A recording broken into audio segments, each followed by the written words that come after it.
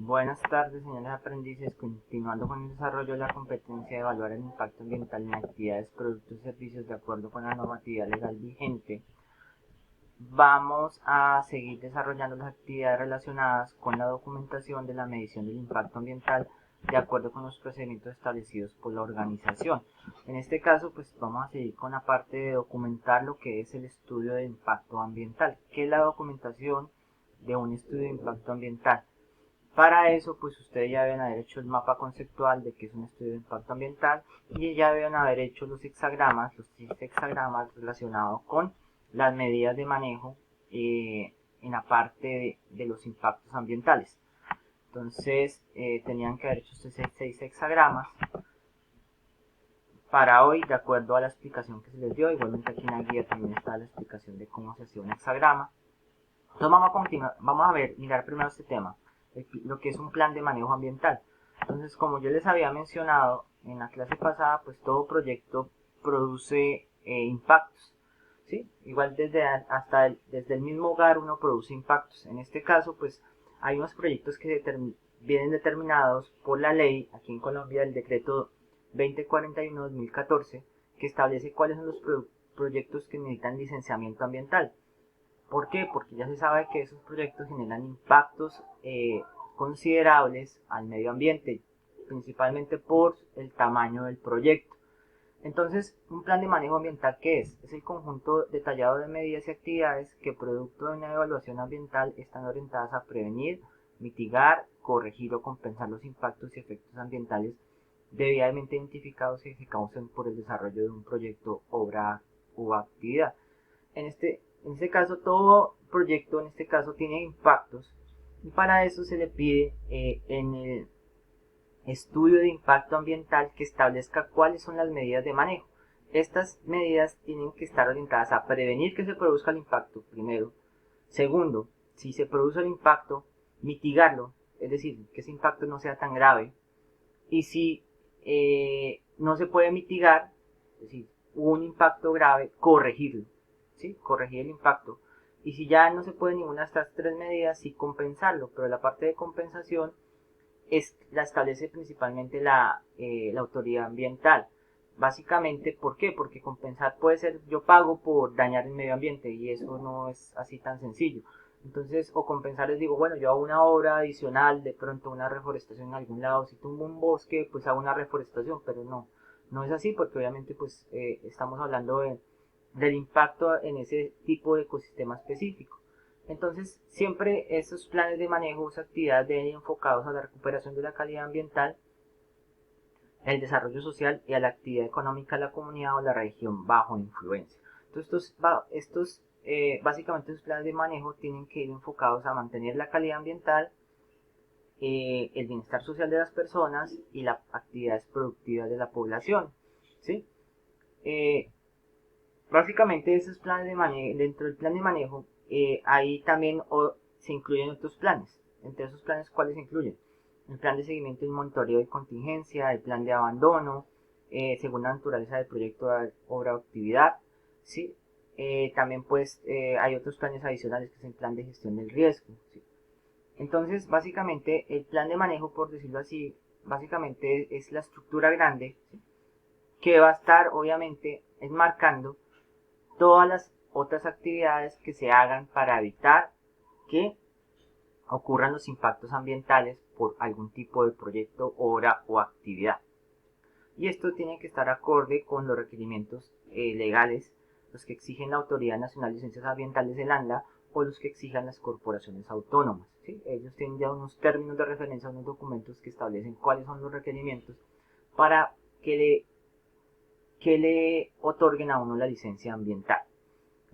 Entonces ya habíamos hablado ahorita de las medidas de manejo. Básicamente esas que ustedes ven ahí son las 4 medidas de manejo: prevención, mitigación, corrección o compensación. Pero hay una jerarquía. ¿Cuál es esa jerarquía? Básicamente la jerarquía indica que, ahí como dice, la jerarquía indica que las medidas que se apliquen en primera instancia deben prevenir los impactos. Si eso no resulta factible, deben centrar su propósito en mitigarlos, es decir, lo que les dije. Y si no es practicable, debe prevenir, mitigar las medidas de enfocarse a corregir los impactos. Y si no es posible desarrollar ninguna de las medidas, mencionadas con anterioridad, entonces solo entonces deben compensar los impactos ambientales residuales que aún permanezcan.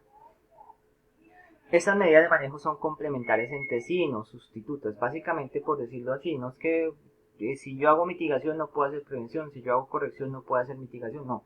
Hay, hay impactos que pueden llevar a tres tipos de medidas, prevención, mitigación y corrección.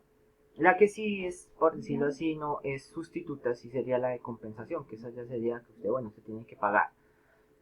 ¿A qué se refiere lo del impacto residual que habla aquí? Básicamente el impacto residual tiene que ver con eso. Básicamente, principalmente tenemos el impacto, la gráfica que está ahí, el impacto, el más grande. Y pues yo puedo comenzar a una medida de prevención, y lo puedo reducir. Y puedo una medida de mitigación y lo reduzco más el impacto. Y definitivamente ya después de que, después cojo una medida de corrección. Y definitivamente ese pequeño pedazo que se llama impacto residual es el que yo tengo que compensar. Por eso pues también dicen que esas medidas no son excluyentes entre sí, pueden ir hasta las 4 juntas, ¿sí? Pero principalmente dicen que las medidas preventivas deben dirigirse a los impactos más nocivos, mientras las medidas de compensación pues deben dirigirse a los impactos menos perjudiciales, y las medidas de mitigación y corrección se deben dirigir a los impactos que están entre esos dos. A su vez, muchachos, después de que se establezcan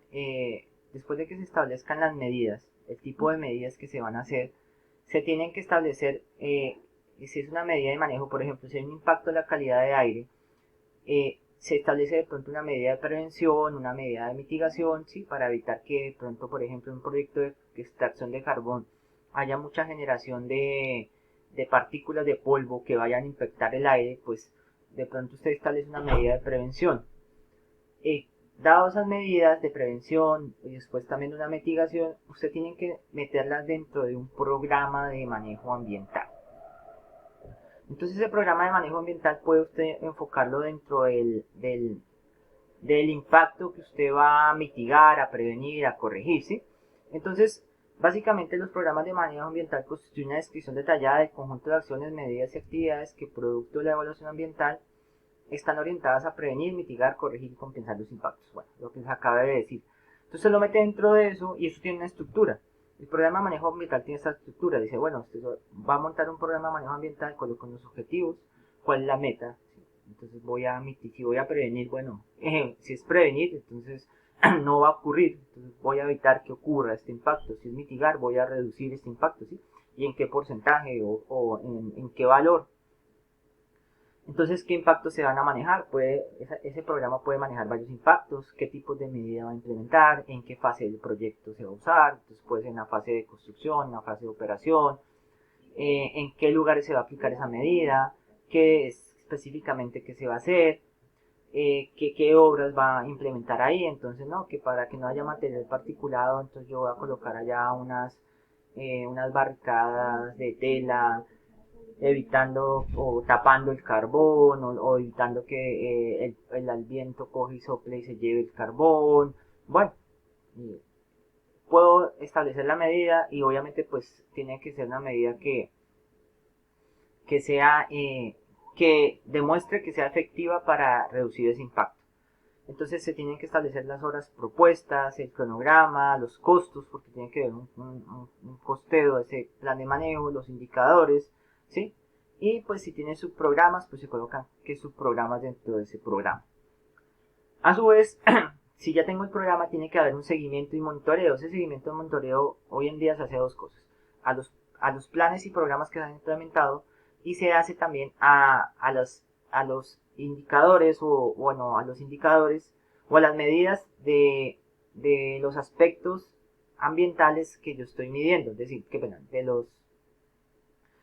de los factores ambientales, se le hace seguimiento a los factores ambientales que yo estoy impactando. En este caso, pues si estoy impactando el agua, si estoy impactando el aire, si estoy impactando el suelo, tiene que haber un seguimiento y monitoreo a ese impacto. Entonces, no solamente es decir, bueno, entonces yo pongo ahí la tela para que no se vaya la material particulado, pero me piden medidas. Entonces, bueno, listo. ¿Y usted cómo va a medir eso y cómo va a asegurarte que eso es así? No, usted no, ya puse la tela y con eso cumplí. No, me tiene que visualizar, ¿sí? Me tiene que demostrar con medidas de que esa medida que usted propuso sí funciona. Después está el plan de gestión de riesgos. Esto antes se llamaba planes de contingencia y emergencia, porque pues uno tiene que estar preparado para diferentes situaciones. En este caso yo pongo el ejemplo, por ejemplo, de los derrames de hidrocarburos. Entonces una petrolera tiene que estar preparada para esas contingencias de derrames, o derrame de un carbón, qué pena, derrame de un carro tanque, o la voladura de un oleoducto.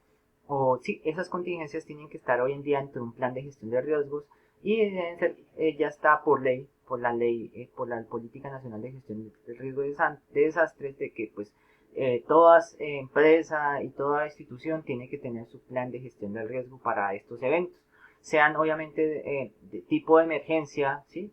O contingencias que puedan llegar a presentarse, que uno dice, bueno, pero ¿cómo hago para saber qué va a pasar? No, usted tiene que tener algún tipo de medida por si acaso puede llegar a pasar, ¿sí?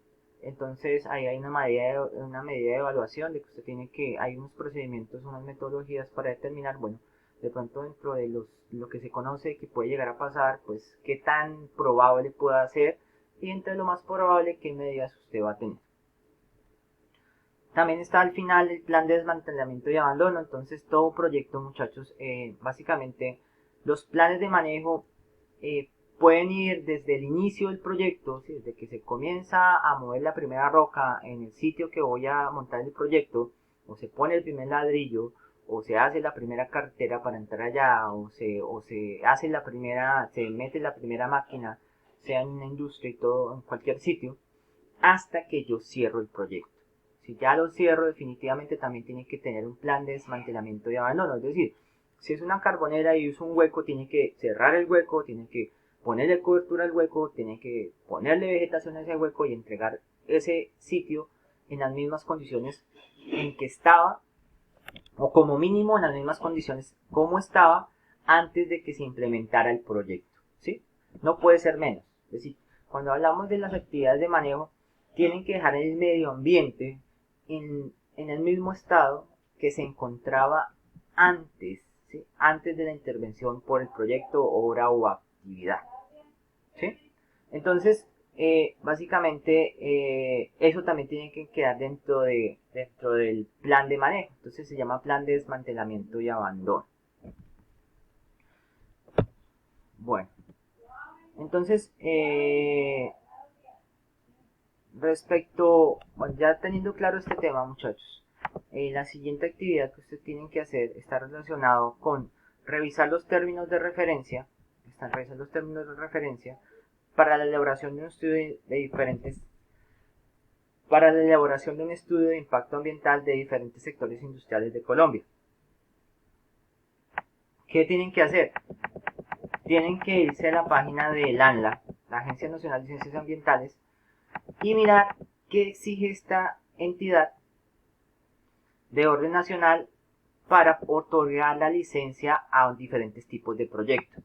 Entonces aquí están asignados ya los temas, por ejemplo a Juan Manuel, a Fabián ya tienen el tema, entonces tienen que hacer a clic dentro del documento dentro de la guía que yo les envié.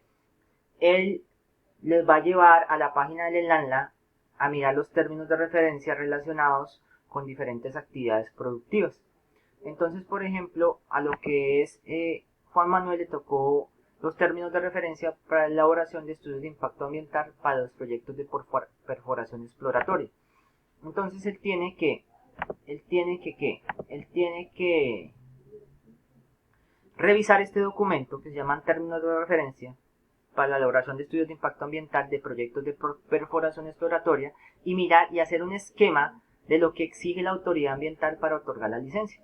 Entonces, en este caso, ¿qué exige la autoridad ambiental para otorgar la licencia en estos proyectos de exploración? Entonces tiene que revisar que, a ver, leemos aquí más adelante, le pide un resumen ejecutivo, le pide unos objetivos, unas generalidades, le pide unos alcances, le pide una metodología de estudios de impacto ambiental, le pide una descripción del proyecto, una localización, unas características del proyecto, qué infraestructura existente va a tener el proyecto, las fases de actividad del proyecto, qué vías de acceso, qué corredores. Entonces, Ustedes van a hacer un esquema de lo que le piden a cada tipo diferente de proyecto.